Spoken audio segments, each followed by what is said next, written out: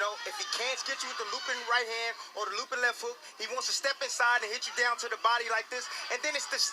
This is what he depends on. The shoulder roll. He misjudges the distance all the time. He gets hit cleanly with right hands. And obviously he needs to go back to the drawing board and fix a lot of things before the championship fight. Hey, what up, man? It's 415 Boxing. Let's talk about it. Teofimo Lopez versus Berchelt. Great at 135. Now, Berchelt would have to move up from 130 to 135 to challenge Teofimo Lopez, the IBF lightweight champion of the world. Currently, Berchelt holds the WBC belt at 130. Listen, that's a Mexican fighter. Berchelt, who throws a lot of punches, doesn't really think about defense.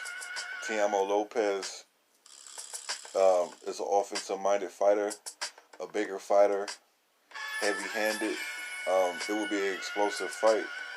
Now, I'm thinking like Bob Arum is putting this out there because maybe he don't want Lopez to fight Lomachenko because he'll lose value.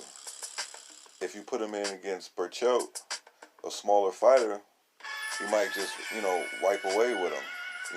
Easy work. You know what I'm saying? Seem like he might be trying to avoid the fight with Lomachenko, even though they say the fight is already signed. But both fighters fight under top rank, so it'll be easy to weasel out a lot of different things, man. You know what I'm saying? Lopez would look spectacular versus Berchelt because Berchelt doesn't have any defense. He's all offense. Lopez, in my opinion, wouldn't look that great versus Lomachenko because he's all about power. I feel like he would be one-dimensional versus a fighter like Lomachenko, and he would get exposed. To me, you put him in against with Berchelt, who is just a non-stop thrower, throws punches from so many different angles.